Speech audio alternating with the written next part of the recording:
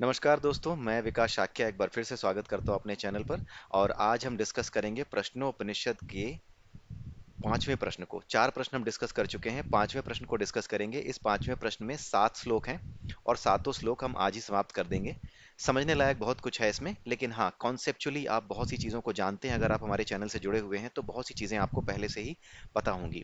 तो उन सभी चीज़ों को मिला करके जब आप इसको समझेंगे, इस श्लोक को, इस प्रश्न के उत्तर को समझेंगे, इस प्रश्न को समझेंगे, तो आपको चीज़ें कहीं से भी मुश्किल नहीं लगेंगी, आपको चीज़ें आसान ही लगेंगी। तो आइए देखते हैं। मैं जरा ये लाइट थोड़ी सी कर देता हूँ। हाँ, अब आपको मेरी लाइट्स चेहरे पे पड़ती हुई दिख रही होगी, बिकॉज मुझे भी सामने कुछ दिखाई दे रहा था। ठीक है, तो पांचवें प्रश्न को देखते हैं कि पांचवें प्रश्न में कहा क्या गया था। पांचवा प्रश्न सबसे पहले तो पूछा किसने था। जो पांचवा प्रश्न है प्रश्नोपनिषद का, उसको पूछा गया था शिबी के पुत्र सत्यकाम द्वारा। अब ये शिबी कौन थे, उनका पुत्र सत्यकाम कौन था, ये सारी चीजें अगर आप चाहें तो अलग से पढ़ सकते हैं। इस वीडियो में इसका स्कोप नहीं है कि इनके बारे में हम पढ़ें। हाँ, निश्चित रूप से इनके बारे में कुछ पढ़ने की कोशिश हम किसी और वीडियो में करेंगे। इनके बारे में जानना भी जरूरी है, क्योंकि ये बड़े बड़े विद्वान हमारे भारतवर्ष के हुए हैं, इसलिए इनके विषय में जानना बहुत ही अच्छा है, बहुत जरूरी भी है। तो इसलिए इनके बारे में हम अलग से जानेंगे, अलग से वीडियोज आएंगी हमारी। लेकिन अभी के लिए इस वीडियो का जो स्कोप है वो प्रश्नोपनिषद के प्रश्नों और उनके उत्तरों को लेकर के है। तो आइए पांचवें प्रश्न को हम शुरू करते हैं। तो पांचवें प्रश्न में हम देखते हैं कि शिबी पुत्र सत्यकाम ने पूछा क्या था। सत्यकाम ने ये पूछा कि जो ओमकार की उपासना करने वाले लोग हैं, जो ओम पे ध्यान लगाते हैं, ठीक है, ओम आपको पता है अ प्लस उ प्लस म, इन तीन चीजों से मिलकर के बना हुआ अक्षर है। ओम को जब आप संधि विच्छेद करते हैं, अक्षर के रूप में विच्छेद करते हैं, तो अ उ और म ये तीन आते हैं। इन तीनों को मिलकर के ओम बनता है। ये तीन अपने आप में अलग अलग जो होते हैं ना, अलग अलग जो अक्षर हैं, अगर आप देखें तो नीचे हलंत लगा हुआ है। ठीक है, इसका मतलब होता है कि ये हलंत वर्ण है। ठीक है, अजंत और हलंत दो तरीके के होते हैं, ये हलंत है। अजंत क्या होता है, जब इसमें स्वर मिल जाता है तो ये अजंत बन जाते हैं। अभी ये हलंत है। हलंत जो है वो छोटा होता है। अजंत जो है स्वर मिलते ही अजंत बनता है। कोई भी हलंत जो है किसी स्वर के साथ मिलते ही अजंत बन जाता है। ठीक है, तो ये जो है किसी मात्रा के साथ मिलते ही वो अजंत बन जाता है। तो ये जो तीन अक्षर हैं आ उ और मा, ये तीनों अलग अलग ऊर्जा की अलग अलग तरंगों का निरूपण करते हैं, ऊर्जा की अलग अलग अवस्थाओं का निरूपण करते हैं। अब आप क्या होता है कि जब आप ओम बोलते हैं, सपोज आप सुबह उठते हैं और उद्गीत प्राणायाम करते हैं जिसमें आपको ओम बोलना होता है। कुछ लोग करते हैं, सभी लोग करते हैं, ओम के साथ जो है उच्चारण करते हैं। तो जब आप ध्यान लगाते हैं ओम पे, तो कुछ लोग ऐसे होंगे जो ओम अ, जब आपका अ शुरू होता है, जब वो बोलना शुरू करते हैं ओम को, तो शुरुआत में ध्यान लगाते हैं, उसके बाद पीछे की चीज वो छोड़ देते हैं। शुरुआत में ध्यान लगा करके ओम, फिर पीछे चले जाते हैं। ठीक है, मतलब मेंटली वो अ पे ध्यान लगाते हैं और पीछे का जो ओम है उसको चलने देते हैं। कुछ लोग क्या करते हैं, अ उ, बीच में जो अ और उ, उन दोनों को मिला करके अपने ध्यान को थोड़ा लंबा करते हैं, ओम, यानी कि अ और उ दोनों तक जाते हैं और म को छोड़ते हैं। ठीक है, कुछ लोग क्या करते हैं, ओम, यानी कि जब तक पूरा बोल नहीं लेते हैं तब तक उस पर ध्यान केंद्रित रख पाने में सक्षम होते हैं। उस पर पूरा का पूरा ध्यान जो है ओम पे, यानी कि पूरे के पूरे इन तीनों को मिला करके जब पूरा का पूरा उच्चारण हो जाता है, वहां तक उनका ध्यान केंद्रित रहता है ओम पर। तो इन तीनों ही तरह के जो लोगों को किस तरह के लोक प्राप्त होते हैं। लोक का मतलब क्या है, लोक क्या है, जितने भी लोकों की बात की जाती है वो एक सर्टेन फ्रीक्वेंसी लेवल पे एक पट्टी है। जैसे ये अर्थ है, जिस पट्टी में है उसकी एक सर्टेन फ्रीक्वेंसी है, उतनी ही फ्रीक्वेंसी हमारी भी है, तभी हम इस अर्थ पे हैं। तो जहां पे जिसकी फ्रीक्वेंसी मैच करती है वहीं वो चला जाता है। तो ये जो ओम अक्षर है ना, इस ओम अक्षर में अ उ और म, ये तीनों अलग अलग पट्टियों के साथ आपका समन्वय कराते हैं, आपकी ट्यूनिंग कराते हैं। जब आप अ पे ध्यान लगाते हैं केवल, तब एक अलग लेवल का पाथ आपके लिए बनता है, जो अलग लेवल पे एक एनर्जी को आपकी ऊपर उठाता है। उस फ्रिक्वेंसी की एनर्जी वेव कुछ ऊंचाई तक जा सकती है और एक नए लेवल पे ट्यून हो सकती है। उसी तरीके से जब केवल अ पे लगाते हो तो आप केवल और केवल इस धरती पे ही रह जाते हो। ठीक है, ये चीजें अभी हम समझेंगे। इस धरती पे ही रह जाते हो अगर आप पहले अक्षर पे ही ध्यान लगाते हो तो। ठीक है, इस धरती पे ही रहते हो, मृत्यु के बाद वापस इस धरती पे आते हो। लेकिन आपका विनाश नहीं होता, ऐसा नहीं होता कि आपको भोगने के लिए आना है। आप यहाँ पे आनंद लेते हो किसमें, ऋग्वेद के श्लोकों में, ऋचाओं में, यहाँ पे यज्ञ करने में आनंद लेते हो, कर्म करने में आनंद लेते हो, यज्ञ के माध्यम से कर्म करने में आनंद लेते हो। क्योंकि इन चीजों में आप आनंद का अनुभव करते हो। जैसे हमने समझा ना कि जो सतोगुण होता है वो भी सुख के भाव से आपको बांध लेता है, जो हमने भगवत गीता में समझा था। तो जो सुख के भाव से बंधने वाले लोग हैं वो वापस इसी इसी धरती पे चले आते हैं वो अ पे ध्यान लगाने वाले लोग होते हैं। ओम में जो अ है, जो पहला अक्षर है, उस पे ध्यान लगाने वाले लोग वापस इस धरती पे आते हैं। ये सारी चीजें अभी हम समझेंगे। तो इसी के विषय में यहाँ बताया गया है। तो कुल मिलाकर आप बेसिक चीज ये समझ लीजिए कि अ उ और म, ये जो ओम अक्षर है, ये जो पूरा का पूरा ओम अक्षर है, जब आप जिस चीज पे ध्यान लगाते हो, तो आप जिस जगह पे ध्यान लगाओगे तो आपकी ऊर्जा उसी हिसाब से, आपकी जीवात्मा की जो ऊर्जा है उसी हिसाब से चेंज होगी। अगर आप केवल अ पे ध्यान लगा पाते हो तो आपकी ऊर्जा जो है उसी हिसाब से परिवर्तित होगी और आपकी फ्रिक्वेंसी उस लेवल पे चली जाएगी कि जैसे ही ये शरीर खत्म होगा, आप क्या होगा, वापस ऊपर उठोगे और वापस इस धरती पे दोबारा जन्म ले लोगे। जब आप उ अ और उ दोनों को मिला करके ध्यान लगा पाते हो, उतनी दूरी तक के जो है ओम में जो अ उ यहाँ पे औ बनता है, वहां तक जब ध्यान लगा पाते हो, उस ध्यान को केंद्रित रख पाते हो, तो आप अपनी एनर्जी फ्रिक्वेंसी को उस लेवल पे ले आते हो कि आप एक उच्च लोक पे जाते हो, जिसे सोम का लोक कहते हैं। ठीक है, वहां जाते हो। और वहां जाने के बाद वहां पर जो है, जो भी वहां पर किया जाता है, जो भी उस जहां वहां पर जिस तरह के सुख आपको मिलते हैं, जिस तरह के काम आप कर सकते हो, वहां पर भी लोगों को ज्ञान की आवश्यकता होती है। हो सकता है वहां आप ज्ञान दो, हो सकता है वहां पे जो यज्ञ होते हैं उन यज्ञों में आप पार्टिसिपेट करो। और जब वहां पे आनंद अनुभव कर लेते हो और वहां पे जब आपका समय समाप्त हो जाता है, जब वो एनर्जी लेवल खत आपका समाप्त हो जाता है, क्योंकि एनर्जी क्या होती है, बढ़ती है, वापस क्या होती है, वो रिलीज होती है, रिलीज होकर के आपका एनर्जी लेवल नीचे आता है, लेकिन वो एनर्जी रिलीज हो जाती है। रिलीज होने के बाद आपकी अपनी एनर्जी लेवल नीचे आएगा और वापस आप पृथ्वी पे चले आओगे। ठीक है। उसी तरीके से जब आप अ उ और म तीनों पे ध्यान लगाते हो, तो आप सीधे क्या हो जाते हो, तीनों पे एक साथ ध्यान लगाने की वजह से क्या होता है, आप उस फ्रिक्वेंसी लेवल से मैच करते हो जो सीधे ब्रह्म लोक तक, यानी कि जो विशिष्ट लोक है, जो सबसे ऊंचा लोक है, वहां तक ले जाती है। वहां तक आपकी ट्यूनिंग कराने लायक वो एनर्जी आपको बना देती है। इसीलिए जिस चीज पे अगर आप ओमकार पे ध्यान करते हो, तो आपको किस पे ध्यान करना है, एज अ ओम, पूरा के पूरे ओम पे ध्यान करना है, जब तक ओम अंत का अक्षर आप बोल ना लो। उसके अलावा आपको ध्यान हटाना नहीं है। और जब आप इस तरीके से ध्यान करते हो, तो इसके ध्यान करने के तरीके आपको बताए गए हैं कि आप यहाँ पर ध्यान लगाते हो, अपने आज्ञा चक्र पर ध्यान लगाते हो, तभी ये संभव हो पाता है। ठीक है, जो लोग ऐसा कर पाते हैं उन्हीं के लिए पूरे के पूरे ओम पर, हर एक अक्षर पर, इस तीनों चीजों को मिला करके एक अक्षर के रूप में ध्यान लगा पाना उन्हीं के लिए संभव हो पाता है। क्योंकि अ उ और म, ये तीनों अक्षर हैं अलग अलग। जब आप लंबा बोलते हो ओम, तो फिर तीनों के थ्रू जाते हो, लेकिन इन तीनों को मिला करके एक अक्षर के रूप में देख पाना हर किसी के लिए आसान नहीं होता। ये इतना सीधा नहीं है। आपको देखने में लगता है ओम ओम कर रहे हैं, लेकिन ये इतना आसान नहीं है। आप सोचो, अ उ और म, इन तीनों को मिला के ओम बनता है। इस ओम में ना तो अ है, ना उ है, ना म बचता है, सीधे ओम बचता है। लेकिन फिर भी आप शुरुआत में, मध्य में या अंत में कहाँ ध्यान लगाते हो, अंत तक कहाँ तक ध्यान लगाते हो, उसी के आधार पर आपकी आंतरिक जो जीवात्मा की ऊर्जा है वो परिवर्तित होती है। और जिस लेवल पे वो जाती है, उसी लेवल के लोक के साथ आपकी ट्यूनिंग हो जाती है। मैं फिर बता दूं, लोक कुछ और नहीं है, ये एनर्जी फ्रिक्वेंसी की पट्टियां हैं। इस पूरे के पूरे क्रिएशन में, इस पूरे के पूरे यूनिवर्स में अलग अलग पट्टियां हैं। इन पट्टियों पे आप ऊपर चढ़ते चले जाते हो। जिस एनर्जी लेवल पे आपकी एनर्जी होगी, उसी पट्टी के साथ, उसी पट्टी में जो लोग होंगे, वहीं पे जाके आप ट्यून हो जाते हो। ये ट्यूनिंग है, जैसे आप रेडियो ट्यून करते हो ना, ठीक वैसी ही है। और उसके अलावा एक चीज और जाननी जरूरी है इस पूरे के पूरे चैप्टर को इस पूरे के पूरे प्रश्न और इसके उत्तर को समझने से पहले, कि जो मंत्र होते हैं, ऋग्वेद के मंत्र हों, सामवेद के मंत्र हों, यजुर्वेद के मंत्र हों, इन तीनों मंत्रों में खास बात यह होती है कि ये तीनों मंत्र जब आप जपते हो, तब तो आपका अपना जो भीतर का ब्रह्मांड है, यानी आपका अपना शरीर भी ब्रह्मपुरी कहा जाता है।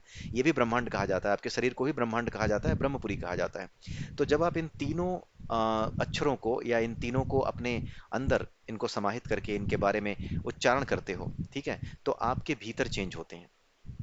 ठीक है, आपके भीतर चेंज होते हैं, जितने चेंज होते हैं उसी तरह के लोक में आप चले जाते हो। लेकिन कुछ चेंज क्या होते हैं, कुछ चेंज आपके जो है बाहर भी हो रहे होते हैं। जो आपके बाहर है ना, वो ऑलरेडी प्रकृति चेंज होती रहती है। ठीक है। तो कुछ मंत्र जो आप अपने आप से बोलते हो, जब आप उनका उच्चारण करते हो, तो आपके भीतर चेंज होते हैं। लेकिन जब आप नहीं रहते, इस संसार में नहीं रहते, आपकी जीवात्मा जब आपके शरीर से निकल जाती है, तो फिर किन मंत्रों के सहारे रह जाते हो आप?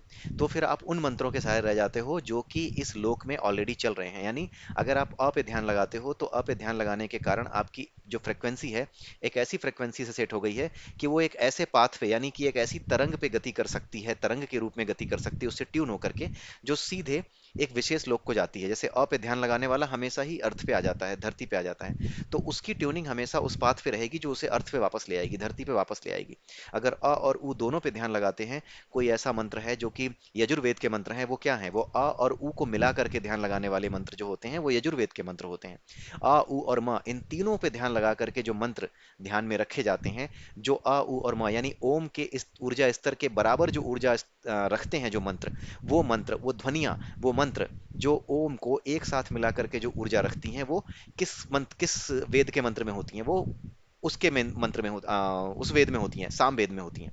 ठीक है, वो साम वेद के मंत्रों में होती हैं। इसीलिए भगवान कृष्ण ने भगवत गीता में भी बोला है कि वेदों में, सभी वेदों में मैं साम वेद हूं, क्योंकि जो ओम पर ध्यान लगाता है वही ब्रह्मलोक को प्राप्त करता है, यानी वही परम धाम को प्राप्त करता है। इसीलिए सब वेदों के मंत्रों में जो भगवान कृष्ण ने बताया कि वेदों में मैं साम वेद हूं, वो इसीलिए कहा क्योंकि सामवेद के जो मंत्र होते हैं, उन मंत्रों की जो ध्वनियां होती है, उन ध्वनियों की जो आवृत्ति होती है, उनकी जो एनर्जी लेवल होता है, वो एनर्जी लेवल उसी के बराबर होता है, आपको उसी लेवल पे ले आता है जब आप पूरे के पूरे ओम मंत्र पर एक साथ अपने भीतर ध्यान लगाएं। ठीक है, अपने भीतर जब आप ध्यान लगाएंगे तो आपके भीतर चेंज होते हैं, आपकी जीवात्मा में चेंज होते हैं, आपकी जीवात्मा की एनर्जी फ्रिक्वेंसी में चेंज होते हैं, और वो फ्रिक्वेंसी किसके बराबर हो जाती है? वो फ्रिक्वेंसी ब्रह्म लोक को जाने वाली तरंग की फ्रिक्वेंसी के बराबर हो जाती है। और जैसे ही आप मरते हो, क्योंकि जीवन भर आपने क्या किया? ओम पे ध्यान लगाया, तो जैसे ही आप मरते हो, आपके भीतर से जो तरंग निकलती है, जीवात्मा की तरंग निकलती है, जो आवृत्ति, जिसकी आवृत्ति किसके बराबर है? जो ब्रह्म लोक की, यानी कि ओम की, यानी सोम की ध्वनियों की आवृत्ति के बराबर है। तो जो सोम वेद की ऋचाएं हैं, वो ऋचाएं आपको ले जाती हैं वहां तक, ब्रह्मलोक तक। इसका क्या मतलब है? सोम वेद की ऋचाएं कौन गा रहा है? जब आप नहीं गा रहे हो तो कौन गा रहा है? एक बात आप समझ लीजिए कि वेदों को अपौरुषीय इसीलिए कहा जाता है क्योंकि इसे किसी पुरुष ने नहीं लिखा। ये स्वयं इस पूरी की पूरी प्रकृति में अपने आप चल रही हैं। ये ऋचाएं, ये फ्रीक्वेंसी जो आप जनरेट करते हो इन मंत्रों के माध्यम से, जिस एनर्जी लेवल को अपने अंदर चेंज करते हो, ये एनर्जी लेवल तो, इन एनर्जी लेवल्स के पाथ तो ऑलरेडी इस पूरे यूनिवर्स में अवेलेबल हैं। ठीक है, जब ये सारे पाथ ऑलरेडी अवेलेबल हैं, ऋग्वेद, सामवेद और यजुर्वेद के मंत्रों के करस्पॉन्डिंग जो भी पाथ हो सकते हैं, उनकी ध्वनि तरंगों की ऊर्जा की आवृत्ति के बराबर जो भी पाथ हो सकते हैं, जो भी तरंगें हो सकती हैं, जो उतनी ऊंचाई तक पहुंचती हैं, उतने स्तर तक पहुंचती हैं, वो सब ऑलरेडी इस पूरी की पूरी प्रकृति में अवेलेबल हैं। जब आप समाप्त हो जाते हो तो भी ये चल रही हैं, यानी आपके बिना भी ये पूरी प्रकृति इन वेदों का पाठ कर रही है। आप चाहे वेद पाठ करो या ना करो, लेकिन ये पूरी प्रकृति वेद पाठ कर रही है। इसीलिए कहा गया है कि ये जो वेद हैं वो अपौरुषेय हैं। ये हम नहीं कहते, ये हमने नहीं कहा है, हम इनके मंत्रों को नहीं कहते, ये प्रकृति अपने आप इन मंत्रों को कह रही है। यानी उस एनर्जी के लेवल की बराबर की एनर्जी ये बनाए रखे हुए है, उसके करस्पॉन्डिंग अलग अलग पाथ इस पूरे के पूरे यूनिवर्स में अवेलेबल हैं। इसीलिए इसको अपौरुषेय कहा जाता है कि ये पुरुषों से उधर नहीं जाती, उधर से पुरुषों की तरफ आती है। पुरुष को अपने आप को इस लायक बनाना है कि वो वेद मंत्र की ऋचाओं के माध्यम से अपने आप को उस फ्रीक्वेंसी से ट्यून कर सकें जो अलग अलग लोकों तक, यानी अलग अलग आवृत्तियों तक ट्यून होती हैं। ये है, इसलिए इसको अपौरुषेय कहा जाता है। यानी पुरुष इसको नहीं कहता, पुरुष ने इसका निर्माण नहीं किया है, इस पुरुष का निर्माण इसकी वजह से हुआ है। ठीक है, अपौरुषेय का मतलब ये नहीं है कि ये किसी आदमी ने नहीं लिखा है, कोई भगवान लिख के चला गया है। कुछ मूर्ख इसी तरह की बात करते हैं। भगवान की बनाई हुई सृष्टि में सारे काम चल रहे हैं, ये सारे काम जो चल रहे हैं ना, ये असल में ऋग्वेद, सामवेद, यजुर्वेद इनके मंत्र ही हैं। इन मंत्रों से जो ऊर्जाएं प्रकट होती हैं, उन्हीं ऊर्जाओं के समतुल्य ऊर्जा से ये पूरा यूनिवर्स चल रहा है। ऐसे आप समझ लीजिए। तो बेवकूफों की बातों में मत आइएगा, क्योंकि वो समझते नहीं है इस बात को। अपौरुषेय होने का मतलब ये है कि पुरुष इन मंत्रों की वजह से है, यानी इन मंत्रों के समतुल्य ऊर्जाओं की वजह से है। पुरुष के द्वारा ये ऊर्जाएं नहीं उत्पन्न है। ऋग्वेद की ऋचाओं का अर्थ है, ऋग्वेद की जो ध्वनि मंत्र जो होते हैं, उनकी ध्वनि मंत्रों की जो ऊर्जाएं होती हैं, उन ऊर्जाओं की के तुल्य सभी ऊर्जाएं इस पूरे यूनिवर्स में फैली हुई हैं, और वही ऊर्जाएं इस पूरे यूनिवर्स को चला रही हैं। ये तो सर्वविदित बात है कि ये पूरा का पूरा यूनिवर्स एक एनर्जी का पिंड है, ये पूरा एक ऊर्जा का पिंड है। ठीक है, तो इस एनर्जी पिंड में तरह तरह के जो जितने भी ऋग्वेद, सामवेद और यजुर्वेद में जितनी ऋचाएं लिखी गई हैं, जितने मंत्र लिखे गए हैं, उन सभी मंत्रों को जब आप गाते हैं, कहते हैं, बोलते हैं, तो उससे विशेष प्रकार की ध्वनि उत्पन्न होती है। ठीक है, अगर आप उन ध्वनि तरंगे उत्पन्न होती है, उनकी एक आवृत्ति होती है, लेकिन अगर आप उन आवृत्तियों में, उन मंत्रों में नहीं फंसना चाहते, तो यहाँ पे ये कहा गया है कि आप ओम पर ध्यान लगाइए। अगर आप ओम पर ध्यान लगा दें तो फिर आपको ऋग्वेद, सामवेद, यजुर्वेद इनके सभी मंत्रों को जानने की जरूरत ही नहीं है। सभी लोगों के लिए सभी वेदों को पढ़ना इतना आसान नहीं है, और जीवन निकल जाएगा, समझना इतना आसान नहीं है। इसीलिए ये जो मंत्र है ओम, ये हमारे बीच में रखा गया और सभी को बताया गया, क्योंकि ओम में जब आप अ उ और म इन तीनों को मिला करके जब आप ओम पर एक अक्षर के रूप में ध्यान लगाते हो, तो उसी एनर्जी को पैदा कर लेते हो अपने अंदर, उसी फ्रिक्वेंसी को पैदा कर लेते हो अपने अंदर, जो कि साम वेद के मंत्रों को बार बार पढ़ने वाले जो जो वो होते हैं, साम वेद को पढ़ने वाले जो पुरोहित होते हैं, उनके माध्यम से जितनी भी एनर्जी तरंग पैदा होती है, या उन मंत्रों को जानने वाला जितनी एनर्जी अपनी चेंज कर पाता है पूरे के पूरे वेद को पढ़ करके, उतनी एनर्जी केवल और केवल एक ओम पर, सभी अक्षरों पर एक साथ ध्यान लगाने वाला व्यक्ति एक साथ वो एनर्जी अपने आप एक्वायर कर लेता है। और ऐसा व्यक्ति जो इन पे ध्यान लगा पाता है, उसकी एनर्जी फ्रिक्वेंसी इस लेवल पे हो जाती है, उस एनर्जी से ट्यून हो जाती है, जो पूरे के पूरे सामवेद का ज्ञान रखती है, पूरे के पूरे सामवेद के जो है मंत्रों का मतलब जानती है। इसलिए ऐसा व्यक्ति बिना सामवेद पढ़े भी जब पहली बार सामवेद उठाएगा ना, तो उसको ऐसा लगेगा ही नहीं कि इसमें से कुछ ऐसा है जो उसको पता नहीं था। उसने पढ़ा नहीं होगा कभी, लेकिन पता नहीं क्यों उसको ऐसे देखते ही लगेगा कि यार ये तो मैं समझ पा रहा हूँ। ठीक है, पढ़ने की जरूरत नहीं थी, मैं ऐसे ही समझ पा रहा हूँ। क्यों? क्योंकि अपने आप को उस लेवल पे ले आया है कि उसको पढ़ने की जरूरत ही नहीं रहेगी। तो एक तरीका वो है पढ़ना, वेदों को पढ़ना। जो वेद पाठी होते हैं वो उस माध्यम से जाते हैं, और जो नॉर्मल लोग हैं, जो ओमकार पे ध्यान लगाने वाले हैं, वो इस तरीके से आते हैं। ठीक है, तो आइए अब जरा शुरू करते हैं। आई होप कि आपको समझ में आया होगा जो मैंने बेसिक कॉन्सेप्ट देने की कोशिश की है। अब हम समझने की कोशिश करते हैं कि सत्यकाम ने क्या प्रश्न पूछा। सत्यकाम ने प्रश्न ये पूछा कि जो लोग ओमकार की उपासना करते हैं, ठीक है, जो लोग ओमकार की उपासना करते हैं वो कौन कौन से लोगों को जाते हैं। यहाँ पर एक शब्द का इस्तेमाल किया गया है, अभिध्यान। अभिध्यान का मतलब ये है ध्यान लगाने का तरीका। सर्वोत्तम ध्यान किसे कहते हैं? तो सर्वोत्तम ध्यान जो है वो अभिध्यान होता है। और अभिध्यान कैसा होता है? जैसे कोई दिया जला के रख दीजिए ऐसी जगह पे जहां पे जरा सी भी वायु ना हो, बिल्कुल वायुहीन स्थान हो। उस वायुहीन स्थान में जब आप दिया जलाकर रखेंगे तो उस दिए की लौ जरा सी भी फड़फड़ाएगी नहीं, जरा सी भी इधर उधर डोलेगी नहीं, वो स्थिर रहेगी। तो जिसका ध्यान इस दिए की लौ की तरह स्थिर हो जाए, जो कि बिना हवा वाले स्थान में रखा होता है, उसी दिए की लौ की तरह जिसका ध्यान, जिसका मन स्थिर हो जाए, उसके ध्यान को ही क्या कहा जाता है? अभिध्यान की स्थिति कहा जाता है। भयंकर ध्यान की स्थिति, गूढ़ ध्यान की स्थिति इसको कहा जाता है।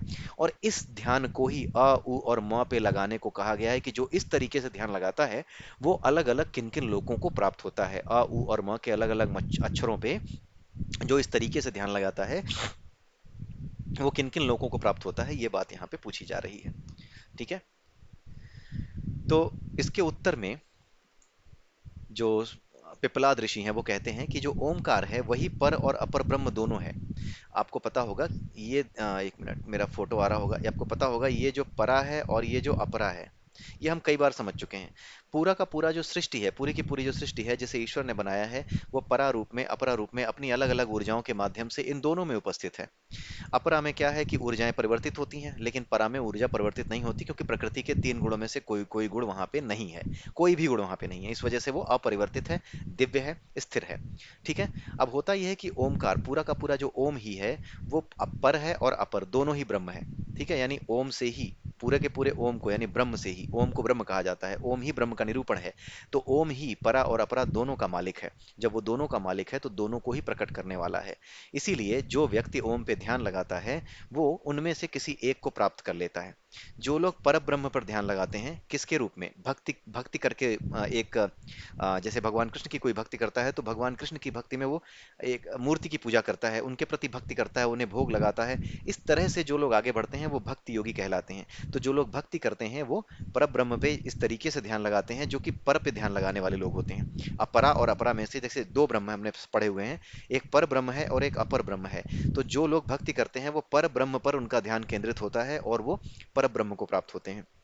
और जिनका ध्यान अपर पे केंद्रित होता है, यानी जो लोग ज्ञान योगी हैं, जो केवल ओम पे ही ध्यान लगाते हैं, वो जो निराकार ब्रह्म पे ध्यान लगाते हैं, उनका ध्यान अपर पे केंद्रित होता है। और जिस पे आपका ध्यान केंद्रित होगा आप उसी को प्राप्त करेंगे। भाई आप वही काम तो कर पाते हो जिसमें आपका ध्यान है। जिस काम को आपने ध्यान से किया वही काम पूरा होता है, तो उसी चीज को आप प्राप्त करते हो। तो जो पर पे ध्यान लगाएगा यानी भक्ति करेगा वो पर ब्रह्म को प्राप्त करेगा। ठीक है, पर ब्रह्म के लोक को जाएगा। और जो अपर पे ध्यान लगाएगा यानी कि ओम को एक निराकार ब्रह्म के जो है रूप में ध्यान लगाएगा, वो अपर ब्रह्म को प्राप्त करेगा। ठीक है, तो इसका मतलब यह है कि जो विद्वान होते हैं उनमें से जो विद्वान लोग हैं जो इसको जानते हैं ओम को, वो या तो अपर को प्राप्त होते हैं या पर को प्राप्त होते हैं। ठीक है, परा और अपरा दो में से किसी एक को प्राप्त होते हैं। अब आप देखिए ओंकार की पहली मात्रा अ, ये अपर लोक की जो है वो है। अपरा लोक यानी जो पृथ्वी लोक जहां पे हम लोग रहते हैं, अपर के अंदर ही आता है। ठीक है, जो अ पे ध्यान लगाता है वो तुरंत संसार को प्राप्त होता है, ये हमने अभी समझा। क्योंकि जो अपर लोक पे अ पे ध्यान लगाता है वो क्या करता है, वो उसकी ऊर्जा, जो अपर लोक जो अ पे ध्यान लगाता है, अ उ और म में, ओम में अ उ और म होते हैं, उसमें से जो अ पर ध्यान लगाता है, इसका मतलब है कि उसका ध्यान लगाने पर उसकी जो एनर्जी फ्रीक्वेंसी है वो इस स्तर पे चेंज होती है, जो कि उस स्तर पे चली जाती है जो कि आप ऋग्वेद के मंत्रों को जब आप पढ़ रहे होते तो जिस स्तर पे आ जाती, उसी स्तर पे चली जाती है। फिर से सुनिए, थोड़ा सा टेढ़ा है। जो ओमकार की पहली मात्रा है अ, ओम का उच्चारण करते समय जो ओम यानी ओम का जो पहला अक्षर है उसी पर ध्यान लगाते हैं, उनकी एनर्जी उस लेवल पे आ जाती है। मान लीजिए कि उनकी एनर्जी E1 है, ठीक है। और ऋग्वेद के मंत्रों का जो पाठ करते हैं उनकी एनर्जी E2 है, ठीक है। जब ये E1 की एनर्जी पर ध्यान लगाते लगाते E1 is tending towards the E2, ठीक है। E1 जब टेंड करता है E2 की तरफ और एक समय जब वो E2 तक पहुंच जाता है, तब क्या होता है, ये दोनों एनर्जीज एक हो जाती हैं, इनकी फ्रीक्वेंसी एक जैसी हो जाती है। जब फ्रीक्वेंसी एक हो गई तो ये ट्यून हो जाते हैं, ठीक है। जब ये ट्यून हो जाते हैं तो ऋग्वेद के जो मंत्रों की एनर्जी है वो क्या है, ऋग्वेद के जो मंत्र हैं इस संसार में यानी इस धरती लोक पे जितने भी कर्म होते हैं, जितने भी यज्ञ होते हैं, उन यज्ञों को, यज्ञ कुछ और नहीं है, कर्म ही है। यज्ञ जो है कुछ और नहीं है, कर्म है। सस्टेनेबल डेवलपमेंट जिसको कहते हैं कि इस तरह से काम करना कि प्रकृति को कोई नुकसान ना हो, जो कुछ प्रकृति से जितना ले रहे हो उतना ही प्रकृति को वापस करना, यही यज्ञ है। और कर्म करना पड़ता है इसके लिए, तो कर्म ही यज्ञ है, यज्ञ ही कर्म है, कुछ और नहीं है, ठीक है। तो जब जब आपकी एनर्जी इस ऋग्वेद के मंत्रों के तुल्य हो जाती है, क्योंकि आप पहले अक्षर पे ध्यान लगाते हो ओम के, तो जब आपकी एनर्जी उसके तुल्य हो जाती है तो आप ट्यून कर जाते हो उस एनर्जी से। और अगर आपका शरीर समाप्त हो जाता है तो क्योंकि आपकी एनर्जी उसकी एनर्जी से ट्यून है, तो आप वापस क्या करोगे, क्योंकि आपकी एनर्जी पृथ्वी लोक की एनर्जी के बराबर है, अपरा की एनर्जी के बराबर है, तो आप वापस पृथ्वी पे जन्म ले लोगे, यहीं पे कहीं ट्यून हो जाओगे। और किसके यहाँ ट्यून होगे, वहीं ट्यून होगे जहां पे ऋग्वेद मंत्र पढ़े जाते हैं, यानी एक द्विज यानी कि एक ब्राह्मण के घर जो है आप, ब्राह्मण यानी कि ऐसा व्यक्ति जो, जाति से ब्राह्मण वाली बात नहीं हो रही है, एक ऐसा व्यक्ति जो वेद पाठ करता है जहां पे आपके लिए उचित माहौल है, कुल मिलाकर के जहां आपकी फ्रीक्वेंसी ट्यून हो सकती है, आप उसी माता के गर्भ में, उसी पिता के द्वारा उस माता के गर्भ में जाकर के ट्यून हो जाओगे और आप इस संसार में आ जाओगे, ठीक है। और उसके बाद फिर आप जो है ऋग्वेद के मंत्रों को पढ़ोगे, यहाँ पे कर्म करोगे, हो सकता है बड़े समाज सुधारक बनो, हो सकता है बड़े ज्ञानी बनो और फिर से समाज को ज्ञान दो, कुछ भी करो, लेकिन यहाँ पर उसी में आप आनंद महसूस करोगे, ठीक है। सतोगुणी भी आनंद के भाव से बन जाता है, तो इस आनंद को जीने के लिए आप वापस चले आते हो, क्योंकि आपको इसी में आनंद आ रहा होता है, में ही, इस पृथ्वी पर तरह तरह के काम करने में ही आपको आनंद आ रहा होता है, इसीलिए आप यहीं ट्यून हो जाते हो। आई होप कि आपको ये समझ में आया होगा कि यहाँ पे ओमकार की पहली मात्रा का क्या मतलब है, ठीक है। अब बात आती है आ और उ दोनों पर एक साथ ध्यान लगाना, ठीक है। आ उ और म में से अ और उ दोनों पर एक साथ ध्यान लगाना, तो क्या बन जाता है, बीच में आकर के आप औ इस तरह से कर सकते हो, औ इस लेवल पे आ जाता है औ। तो ये जो म से पहले की स्थिति है बीच वाली अ उ दोनों को मिला करके, ये अ पर जो ध्यान लगाता है वो क्या करता है, अगर वो इस तरीके से ध्यान लगाता है और इसी जो है फ्रिक्वेंसी को इंपॉर्टेंस देता है, इसी फ्रिक्वेंसी पे अपनी एनर्जी को चेंज करता है, क्योंकि जिस चीज को आप इंपॉर्टेंस नहीं देते हो आप उसको ऐसे ही छोड़ देते हो, और जिसको आप ऐसे ही छोड़ देते हो वो आपके काम की नहीं रह जाती। वो आपके लिए जरूरी तो है, वो आपके लिए जरूरी तो थी, लेकिन आपने उसको निकाल दिया। अब जैसे सब्जी है, उसके छिलके को आपने उतार दिया, आपने छिलकों को इंपॉर्टेंट नहीं समझा, उसको हटा दिया, लेकिन वो सब्जी के साथ ही था, ठीक है। उसी तरीके से अ उ और म में जब अ और उ दोनों पर एक साथ आप ध्यान लगाते हो तो कौन से मंत्र आते हैं, यजुर्वेद के मंत्र आते हैं, ठीक है। यजुर्वेद के मंत्र यानी यजुर्वेद के मंत्रों के माध्यम से जो एनर्जी फ्रिक्वेंसी लेवल इस पूरे के पूरे यूनिवर्स में बनी हुई है, उसके करस्पॉन्डिंग जो वेव है, जो वेव सोमलोक को ले जाती है, वहां पे आप पहुंचोगे, वहां पे आपको पहुंचाया जाता है। तो कुल मिला के आप ऐसे समझ लीजिए, जो औ पे ध्यान लगाता है, मान लीजिए उसकी एनर्जी E1 है, ठीक है। और यजुर्वेद के जो मंत्र होते हैं उनके पाठ करने से जो एनर्जी आती है वो E2 है, ठीक है। E2 पे स्थिर है, यजुर्वेद के मंत्रों की E2 पे स्थिर है। लेकिन आप अभी ध्यान लगा लगा के प्रैक्टिस कर करके क्या कर रहे हो, अपनी एनर्जी को E1 is tending towards E2, यानी अपनी एनर्जी को E2 के टुवर्ड्स, यानी यजुर्वेद के मंत्रों की जो आवृत्ति होती है, उसकी जो ऊर्जा होती है, उसके टुवर्ड्स ले जा रहे हो। तो जब आप उसके टुवर्ड्स ले जाते हो, तो जब आपकी मृत्यु होती है तो आप उसी यजुर्वेद के मंत्रों के बराबर जो आवृत्ति होती है, उस ऊर्जा के बराबर जो आवृत्ति होती है, उससे आप ट्यून कर जाते हो। और उसके ट्यून करने के बाद आप उस एनर्जी वेव के साथ चलते हो मरने के बाद, जो सोमलोक को ले जाती हैं, ठीक है। सोमलोक क्या है, इनके डिटेल में आप अलग से पढ़ लीजिएगा, या फिर कभी हम लोग डिस्कस कर लेंगे कि क्या है लोक, सोमलोक क्या है। उस सोमलोक को ले जाते हैं, वहां पर आपका जन्म होता है, वहां पर आप जैसे भी जन्म होता हो वहां पर आप जन्म पाते हैं, वहां पर एक शरीर मिलता है, वहां पर आप बड़े बड़े काम करते हैं, और वापस क्या होता है, जैसे ही वहां वो एनर्जी आपकी लॉस होती है, क्योंकि ये एनर्जी आपकी टेंड करके यहाँ तक पहुंची है, लेकिन अभी आप उस एनर्जी पे नहीं पहुंचे हो जो कि परिवर्तित नहीं होती। अभी आप अपरा की एनर्जी में घूम रहे हो, और अपरा की एनर्जी परिवर्तित होती है, यानी बदलती रहती है दूसरे रूप में, लेकिन एक जगह से कम होकर दूसरी जगह पे चली जाती है। तो जो एनर्जी आप लेकर के गए हैं ऊपर सोमलोक को, वो वहां पे शुरुआत में पहुंची, और पहुंचने के बाद धीरे धीरे वो कम हुई, और कम होने के बाद क्या हुई, वो खत्म हो गई, और वहां पे रहने लायक नहीं रह गई। अब वापस आप धरती पे रहने लायक आ गए, वापस से अ पर आ गए। पहले आ और ऊपर पहुंचे थे, अब अ और ऊ से वापस अ पे आ जाओगे। यही चलता रहता है। ठीक है, क्यों? क्योंकि अ उ और म में अभी आप औ पे आए हो, बीच में आए हो, अ उ म, जब तीनों को मिला करके निकलोगे ना, तब आप इस अपरा से बाहर निकलोगे। लेकिन जब तक आप अ पे और अ और उ दोनों पे साथ में लगाते हो ध्यान, तो अभी आप अपरा में ही रहते हो। और अपरा में क्या है, एनर्जी परिवर्तित होती है। ये परिवर्तित लोक है। यहाँ पे जितने भी पदार्थ हैं, जितनी भी ऊर्जाएं हैं, वो एक रूप से दूसरे रूप में परिवर्तित होती रहती हैं। यहाँ पदार्थ नष्ट होते रहते हैं, इसीलिए ये परिवर्तित ऊर्जा है। इसीलिए ऊपर जाने के बाद भी आप नीचे चले आते हो, क्योंकि जो एनर्जी आप लेकर के गए हो, एक समय के बाद उसका क्षय होना ही है, यानी कि उसका नाश होना ही है, कम होना है, नष्ट नहीं होती। नाश का मतलब नष्ट होना नहीं, आपको जो मिली है, आपकी जीवात्मा को जो मिली है, वहां से वो एनर्जी निकल जाएगी, किसी और रूप में कन्वर्ट हो जाएगी। ठीक है, कन्वर्ट होने के लिए वापस वो नीचे आएगी। ठीक है, यहाँ से वापस एनर्जी अपनी बढ़ाने के लिए। तो इस तरीके से ऊपर नीचे ये एनर्जी होती रहती है, अपने रूप को बदलती रहती है। ये सिंपल सा एनर्जी का रूल है, और वही सब चेतना के स्तर हैं। यहाँ पे यही चीज बताई गई है। ठीक है, तो वहां पर वो जाकर के विभूति का अनुभव, यानी कि महानता का अनुभव करता है, और वापस मृत्युलोक को लौट आता है, जैसे उसकी एनर्जी समाप्त होती है, क्योंकि समाप्त होनी ही है। अब बात आती है त्रिमात्रक विशिष्ट, यानी कि ओम, यानी अ उ और म तीनों को मिलाकर के जो ओम बनता है, जो इस ओम पर एक साथ ध्यान लगाता है, वह सूर्य के लोक को प्राप्त होता है। सूर्य लोक कुछ और नहीं है, ब्रह्मलोक के ही तुल्य है। ठीक है, ब्रह्मलोक के बराबर की ऊर्जा है। ठीक है, और ये व्यक्ति जो कि अपनी एनर्जी को इतना ज्यादा, एनर्जी को किस पे ध्यान लगा के, ओम पे ध्यान लगा करके इतना ज्यादा ऊपर उठा लेता है, कि वो सीधे सीधे किस वेद की, साम वेद की, साम वेद के जो मंत्र हैं, उन मंत्रों के जपने से जो ऊर्जा उत्पन्न होती है, जिस एनर्जी फ्रीक्वेंसी को वो प्राप्त होता है, मान लीजिए कि वो E2 है, वो एनर्जी E2 है। अब E1 से वो क्या कर रहा है, लगातार ओम पे ध्यान लगा लगा करके E1 is tending towards E2, यानी E1 E2 के टुवर्ड्स जा रहा है। तो जब जाते जाते जाते प्रैक्टिस करते करते एक दिन E1 और E2 की फ्रीक्वेंसी सेम हो जाएगी। और साम वेद क्या करता है, साम की श्रुतियां क्या करती हैं, साम की जो श्रुतियां हैं, उससे जो ध्वनि ऊर्जा उत्पन्न होती है, उससे जो ऊर्जा उत्पन्न होती है, जो कि इस पूरे के ब्रह्मांड में पहले से ही उपस्थित है। इस पूरे ब्रह्मांड में वो एनर्जी पहले से ही उपस्थित है, वो कहीं गई नहीं है, वो पहले से ही है। सामवेद में मंत्र जो लिखे गए हैं, वो तो हम और आप शब्दों के माध्यम से बोलते हैं, शरीर है इसलिए बोलते हैं, नहीं तो जो कुछ भी सामवेद के मंत्रों की एनर्जी है, वो पहले से इस पूरी सृष्टि को चला रही है। इसीलिए इस पूरी की पूरी सृष्टि को कहा जाता है कि ये पूरी सृष्टि अपने आप वेद का पाठ कर रही है। ये प्रकृति अपने आप यज्ञ कर रही है, लगातार यज्ञ कर रही है। इसमें कुछ ऐसा नहीं है कि ये प्रकृति यज्ञ ना कर रही हो, ये सामवेद, यजुर्वेद और ऋग्वेद के मंत्रों का पाठ ना कर रही हो। ये प्रकृति लगातार इनका पाठ कर रही है, क्योंकि ये कुछ और नहीं है, ये मंत्र कुछ और नहीं है। ये उन्हीं ऊर्जाओं की फ्रिक्वेंसियों के बराबर की फ्रिक्वेंसी है। उन्हीं को संस्कृत के श्लोकों के रूप में रख करके विभिन्न प्रकार की जो है स्तुतियों के रूप में सामने रख दिया गया है, और इस तरीके से गाया जाता है कि आपके शरीर की, आपकी जीवात्मा की फ्रिक्वेंसी एक अलग स्तर पर पहुंच जाए।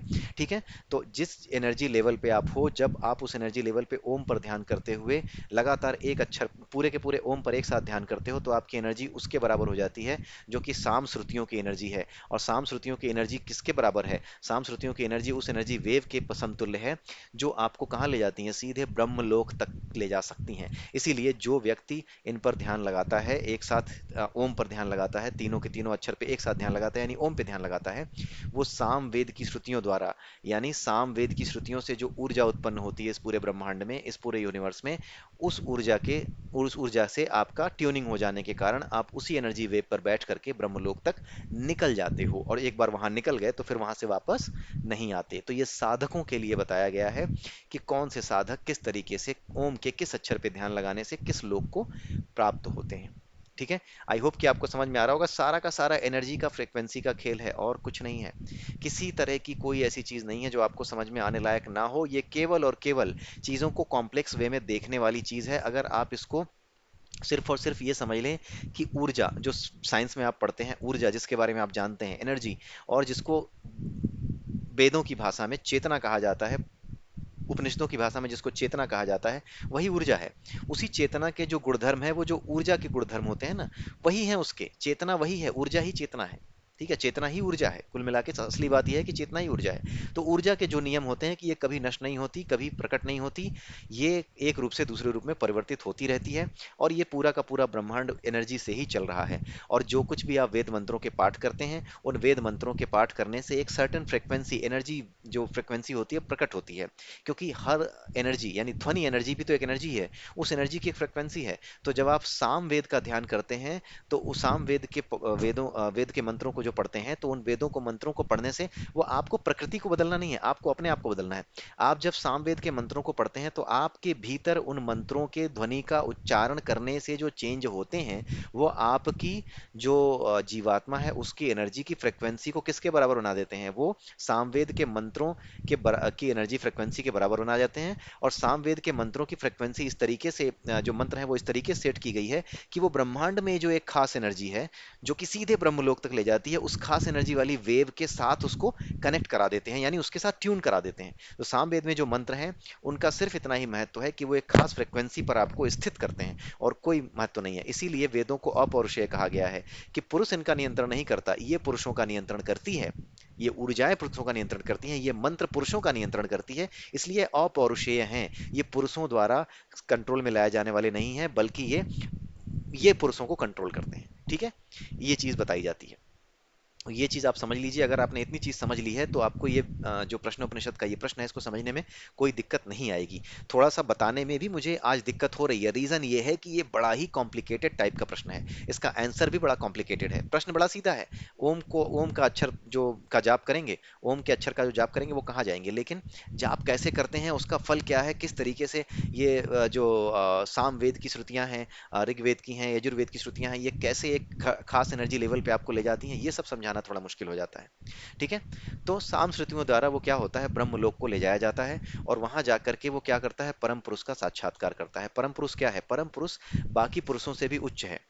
बाकी पुरुष कौन सा? एक पुरुष होता है हिरण्यगर्भ। ठीक है। होता क्या है कि हिरण्यगर्भ होता क्या है कि जब आप ब्रह्मलोक में जाते हैं, तो ब्रह्मलोक के बिल्कुल सिरे पर एक हिरण्यगर्भ है, यानी जहां से सभी जीवों की उत्पत्ति होती है। गर्भ यानी वो स्थान जहां से जीव की उत्पत्ति होगी।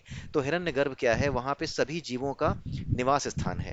क्योंकि वहां पे सभी जीवों का निवास स्थान है, उसी एक हिरण्यगर्भ में सभी जीवों के बीज हैं, इसीलिए उसको क्या कहा जाता है? जीव घन। यानी घनीभूत रूप में, एक साथ इकट्ठे रूप में जो जीव रखे हुए हैं, वो हिरण्यगर्भ में है। इसलिए हिरण्यगर्भ को जीवघन भी कहा जाता है। और इस हिरण्यगर्भ को, क्योंकि ये सभी के सभी जो है जीवों के लिंगों को रखता है, चाहे वो किसी भी तरह के जीव हों, उन सभी जीवों को रखता है, उन सभी जीवों के बीच को रखता है। इसीलिए हिरण्यगर्भ को मिला करके, इस पूरे के पूरे हिरण्यगर्भ को सभी जीवों के रूप में मिला करके लिंग देह कहा जाता है। इसी लिंग देह के माध्यम से सभी विभिन्न प्रकार के जीव प्रकट होते हैं।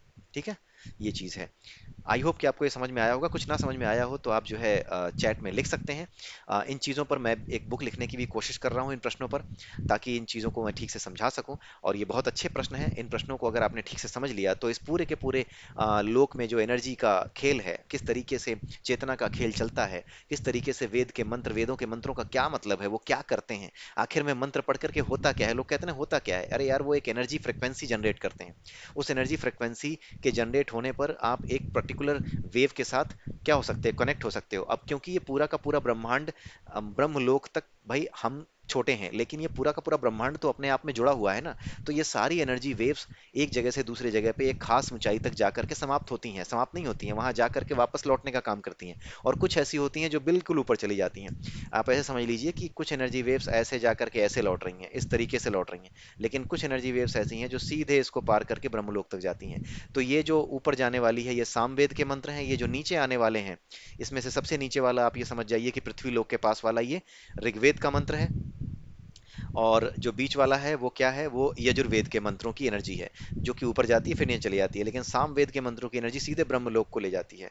उस एनर्जी वेव पे सवार हो जाते हो आप। इसीलिए भगवान कृष्ण ने कहा है कि वेदों में मैं सामवेद हूँ। उनके कहने का कारण यही है, उनके बताने का, इन बातों को बताने का कारण यही है कि उन्होंने ऐसा क्यों कहा है कि मैं साम वेदों में मैं साम वेद हूँ। क्योंकि साम वेद के मंत्र उस एनर्जी वेव को, उस एनर्जी फ्रिक्वेंसी को क्रिएट करते हैं, जिस पर सवार होकर के, जिस वेव पर सवार होकर के आप सीधे ब्रह्मलोक तक पहुंच जाते हैं। वो आपको ट्यून करके वहीं तक ले जाती है। जिस एनर्जी से आप ट्यून हो गए, आपके लिए वो कैरियर बन गई, कैरियर वेव बन गई ना। और कैरियर वेव बन गई तो कि जितनी दूर तक कैरियर वेव जाएगी, वहां तक आप जाओगे, वहां तक आपकी एनर्जी पहुंच जाएगी, आप दूसरी वेव भी उसी के साथ पहुंच जाएगी। तो यही चीज है। ठीक है, आइए देखते हैं छठा श्लोक क्या है। छठे श्लोक में ये बताया गया है कि अ उ और म अगर अलग अलग इन पे ध्यान लगाया जाए, अगर अलग अलग इन पे ध्यान लगाया जाए तो क्या होता है, मृत्यु होती है। यानी आप ऊपर नहीं पहुंचते, ऊपर जाकर के वापस नीचे आ जाते हो, जो अभी हमने देखा। मृत्यु का मतलब है वापस इसी दुनिया में घूमते रहना, किसी न किसी रूप में एनर्जी का परिवर्तित होते रहना ही, चेतना का एक रूप से दूसरे रूप में परिवर्तित होते रहना ही मृत्यु है। ठीक है, आ उ और म, अब इन तीनों में एक चीज और देखनी है हमें कि अ जो है वैश्वानर का प्रतीक है। वैश्वानर यानी विश्व जगत। आपको याद होगा हमने एक उपनिषद पढ़ा है, मांडुक्य उपनिषद। मांडुक्य उपनिषद में अ जो अक्षर है वो वैश्वानर का प्रतीक है, यानी जागती हुई अवस्था का प्रतीक है। उ जो है वो तेजस का प्रतीक है। आ और उ दोनों को मिला करके आप तेजस की स्थिति में जाते हो, जो सपनों वाली नींद की अवस्था है। भाई जब आप सपनों वाली नींद की अवस्था में जाते हो तो वैश्वानर के साथ भी आपकी चेतना वो सोई हुई है, लेकिन आप मिल करके किस में पहुंच गए हो, आपकी जो वास्तविक चेतना है, जो बाहर की चेतना है, अब वो किसके साथ मिल गई है, आपकी चेतना अब किस में विलीन हो गई है, अ और उ दोनों मिलकर के तेजस में विलीन हो गई है। यानी आप सपने देख रहे हो। जब आप सपने देख रहे हो तो आप अपने आप को भूल जाते हो, आप जो कुछ सपने में हो उसी को सत्य समझते हो। इसको तेजस की अवस्था कहते हैं। आप अपने अस्तित्व को ही भूल जाते हो कि आप जगते समय क्या थे, और वही चीजें करने लगते हो सोते समय जो सपने में आपको दिख रही हैं। वहीं पे घबराहट, वहीं पे सारी चीजें आपको सच लगने लगती हैं। अगर जेल जा रहे हो तो वहां पे ऐसा लगने लगता है कि सही में जेल जा रहा हूँ। आपको विश्वास ही नहीं होता कि आप जेल नहीं जा रहे हो, तो आप सपना देख रहे हो, एक भ्रम है आपका। आप वाकई में लगने लगता है आपको कि मैं वाकई में जेल जा रहा हूँ। तो ये जो स्थिति होती है तेजस की स्थिति होती है। अ उ और म जब तीनों को मिला करके हम इस स्थिति में पहुंचते हैं प्राज्ञ, यानी बिना सपनों की नींद वाली अवस्था में, तो इसी को क्या कहा जाता है, ब्रह्मलीन अवस्था कहा जाता है। ठीक है, इन्हीं ब्रह्मलीन अवस्था का जो मुख्य स्रोत है, इन तीनों अवस्थाओं को जो प्रकट करने वाला है वो क्या है, परमात्मा है, परम पुरुष है। उसी को ईश्वर कहा जाता है। और वो तुरीय अवस्था का जनक है, वो तुरीय अवस्था है। ठीक है, तुरीय अवस्था का जनक है, तो वो परमात्मा है, जो कि हमने मांडुक्य उपनिषद में पढ़ा था। तो यहाँ पर वापस वही एक रेफरेंस आया है कि जो अ उ और म अलग अलग हैं वो मृत्यु के द्योतक हैं। ठीक है, और अगर आप देखें तो ये तीनों चेतनाएं मृत्यु लोक में ही आप अनुभव करते हैं, अ उ और म। ठीक है, अलग अलग आप देखोगे तो तीनों आप जो चेतनाएं हैं ये मृत्यु लोक में ही अनुभव करते हैं। आप सोते हैं बिना नींद की अवस्था में, बिना सपनों की नींद की अवस्था में। आप सोते हैं सपनों वाली नींद की अवस्था में, आप जागते हैं। ये तीनों अवस्थाएं किसकी हैं, मृत्यु लोक की ही हैं। और यहाँ पे वही चीज समझाई गई है कि ये तीनों ही अलग अलग मृत्यु लोक की, यानी मृत्यु की द्योतक हैं। जब तक आप इन एनर्जीज पे टिके रहते हो तब तक आप मृत्यु लोक में ही अलग अलग टिके रहते हो, तो इसी लोक में आते हो। लेकिन अगर तीनों पर ध्यान एक साथ लगाते हो तो होता क्या है, आप हिरण्य गर्भ गर्भ से भी उच्च लोक को, यानी हिरण्य गर्भ का भी जो जनक है, हिरण्य गर्भ का भी जो पिता है, जो हिरण्य गर्भ यानी सभी जीवों को पैदा करने वाले को भी बनाने वाला है, जिसकी एनर्जी से वो भी प्रकट हुआ है, हिरण्य गर्भ भी प्रकट हुआ है, उस लोक तक पहुंच जाते हो, उस परमात्मा तक पहुंच जाते हो। ये चीज बताई जाती है। और और कहा जाता है कि विद्वान इसके सम्यक प्रयोग को जानते हैं, यानी विद्वान जानते हैं कि किस तरीके से इन पे ध्यान लगाया जाना है और किस चीज पे ध्यान लगाने पे आप कहाँ पहुंचोगे। ठीक है, इसीलिए विद्वान जो है इन चीजों को जानते हुए किसी भी हालत में अविचलित रहते हैं, वो परेशान नहीं होते। ठीक है, वो शांति से अपना जीवन जीते हैं, उन्हें पता है कि किस जगह पे कैसे ध्यान लगाना है। साधक परेशान नहीं होता, वो दिक्कत में नहीं आता कि मैं इतने दिनों से साधना कर रहा हूँ, मैं अभी तक कहीं पहुंचा नहीं, मैं इतने दिनों से पूजा पाठ कर रहा हूँ, मैं कहीं पहुंचा नहीं। ठीक है, वो सारी चीजें उसके दिमाग में नहीं आती हैं, वो अविचलित रहता है, वो विश्वास रखता है। अब ये जो आखिरी श्लोक है सातवां, इसमें क्या बताया गया है कि ऋग्वेद के मंत्रों द्वारा, ये एक तरीके का वो है, रिवीजन है। ऋग्वेद के मंत्र मृत्युलोक को लेकर आते हैं, यानी वापस पृथ्वी पर लेकर आते हैं। यानी उनकी एनर्जी, ऋग्वेद के मंत्रों की एनर्जी किसकी एनर्जी के बराबर है, अ पे ध्यान लगाने पे जो एनर्जी आपकी बनेगी, ओम में अ पे ध्यान लगाने पे जो एनर्जी आपकी चेंज हो जाएगी, आपकी बॉडी की, आपकी जीवात्मा की, उस एनर्जी के बराबर है ऋग्वेद के मंत्रों की एनर्जी। तो अब जब आप इससे ट्यून हो जाओगे तो मृत्युलोक को ये ले आएंगे। यजुर्वेद के जो मंत्र हैं वो अंतरिक्ष में सोमलोक को ले जाते हैं। ठीक है, यानी अ और उ पर एक साथ ध्यान लगाने पर, ओम में अ और उ दोनों पर एक साथ ध्यान लगाने पे जो एनर्जी आपकी प्रकट होती है, जो एनर्जी लेवल आपका बन जाता है, वो एनर्जी लेवल उस एनर्जी लेवल के बराबर है जो यजुर्वेद के मंत्रों का जीवन भर पाठ करने से, उसके मंत्रों का पालन करने से आपके जीवन में जो आता है, वो यजुर्वेद के मंत्र होते हैं। ठीक है, वो यजुर्वेद के मंत्रों की एनर्जी आपको किसके पास ले जाएगी, अंतरिक्ष में सोमलोक में ले जाएगी, वहां जाके ट्यून कर देगी। सारा खेल एनर्जी और उसकी फ्रिक्वेंसी का है, ट्यूनिंग का है, और कुछ नहीं है। सामवेद, अभी आपने समझा, सामवेद के मंत्रों द्वारा जो एनर्जी उत्पन्न होती है वो पूरी की पूरी एनर्जी उसके तुल्य होती है जब आप एक साथ ओम पे ध्यान लगाते हो, पूरे अक्षर पे, ओम पे एक साथ, ना अ पे, ना उ पे, ना म पे, अकेले नहीं, पूरे ओम को एक साथ जब देखना सीख जाते हो लगातार अभ्यास के द्वारा, तब आप सामवेद के मंत्रों के बराबर जो एनर्जी आपकी है उस एनर्जी लेवल पे आ जाते हो। और जब आप उस एनर्जी लेवल पे आ जाते हो तो सामवेद के मंत्रों के द्वारा जो एनर्जी पैदा होती है, वो एनर्जी इस प्रकृति में इस लेवल पे है कि आपको अपरा से सीधे परा में पहुंचा देती है। वो यहाँ नहीं रुकती, वो लौट के नहीं आती। बाकी एनर्जीज लौट के आती हैं। यजुर्वेद यजुर्वेद के मंत्रों की नीचे लौट कर आती हैं, ऋग्वेद के मंत्रों की नीचे लौट कर आती हैं, लेकिन सामवेद के मंत्रों पर ध्यान लगाने वाला यानी ओम पर ध्यान लगाने वाला सामवेद के मंत्रों की एनर्जी के बराबर हो जाता है, उसकी फ्रिक्वेंसी के बराबर हो जाता है, और वो उस पे कैरियर वेव पर यानी सामवेद के मंत्रों द्वारा जो ध्वनि एनर्जी पैदा होती है उसके बराबर जो इस संसार में एनर्जी वेव्स हैं उसके ऊपर वो सवार होकर के कैरियर वेव बना करके उसके द्वारा ऊपर निकल जाता है। सामवेद के मंत्रों द्वारा जो एनर्जी आप उत्पन्न करते हो, एक बार फिर बता दूं, वो सारी एनर्जी ऑलरेडी इस ब्रह्मांड में पहले से हैं। उस एनर्जी के बराबर अपनी एनर्जी को करने के लिए ही, ध्यान से सुनिएगा, सामवेद के मंत्रों की एनर्जी के बराबर, उस फ्रिक्वेंसी की एनर्जी के बराबर, उस वेव की एनर्जी के बराबर जो एनर्जी है वो पहले से इस संसार में उपस्थित है, जो कि ब्रह्मलोक तक जाती है, उतनी दूरी तक वो कैरियर वेव जाती है। ठीक है। उस कैरियर वेव के बराबर अपनी जीवात्मा की ऊर्जा की वेव को बनाने के लिए, अपनी जीवात्मा की जो ऊर्जा है उसकी वेव को उस ऊर्जा के बराबर बनाने के लिए ध्वनि ऊर्जा का सहारा लिया जाता है। और वो ध्वनि ऊर्जा किससे उत्पन्न होती है? मंत्रों से उत्पन्न होती है। और वो मंत्र इन्हीं वेदों में है। जो साम वेद में मंत्र हैं वो ब्रह्मलोक के बराबर, ब्रह्मलोक की ऊर्जा के बराबर, जो जो तरंग उस ब्रह्मलोक तक पहुंच सकती है उस तरंग के बराबर आपकी ऊर्जा को कर देते हैं। ठीक है। थोड़ा सा समझाने में भी मुझे दिक्कत हो रही होगी, आपने देखा होगा कि थोड़ा सा शब्दों को मुझे सामने रखने में समस्या आ रही है, क्योंकि ये थोड़ा टेढ़ा है भी। लेकिन आई होप कि मैं अपनी बात आपको समझाने में समर्थ हो पाया हूं, क्योंकि अगर आप इसको कहीं और समझने की कोशिश करेंगे, आप इसे सिर्फ पढ़ लेंगे, रट लेंगे, लेकिन आप इसे पकड़ जल्दी नहीं पाएंगे। ईश्वर की कृपा से जो कुछ भी आपके सामने आ रहा है, जो कुछ मेरे सामने आ रहा है, वो मैं आपके सामने रख रहा हूं। आप इसे अगर जाकर पढ़ेंगे, समझेंगे, तो आपको ये इसी तरह से समझ में आएगा जिस तरह से अभी हमने डिस्कस किया है। और इसी तरीके से आप इसे सही से समझ भी पाओगे, और किसी तरीके से पकड़ भी नहीं पाओगे आसानी से। बहुत बड़े बड़े विद्वान हैं, वो सभी विद्वान इसी तरीके से, आपको कहने का तरीका भले ही अलग हो सकता है, लेकिन अंत में आपके जो भाव आएंगे समझकर, वो यही आएंगे। ठीक है। इसलिए चाहे कहीं पर भी हो, चाहे आप मेरे चैनल से जुड़े हों, चाहे किसी चैनल से जुड़े हों, आप सभी चैनलों का सम्मान कीजिए, जो भी प्रयास कर रहे हैं सनातन धर्म को आगे ले जाने के लिए, सनातन धर्म की बातों को सामने रखने का जो प्रयास कर रहे हैं, वो सभी के सभी आपके लिए आदरणीय होने चाहिए। उन सभी का आपको सम्मान करना चाहिए, उनकी बात सुननी चाहिए। सभी ने बहुत मेहनत कर करके आप लोगों के लिए, सभी लोगों के लिए चीज़ें सामने रखी हैं। ठीक है। इसलिए एक दूसरे की बात सुनिए, जो बात सही है उसे सराहिए, किसी से जलिए मत, किसी से कुछ कहिए मत। ऐसा मत सोचिए कि ओह ये समझाएगा।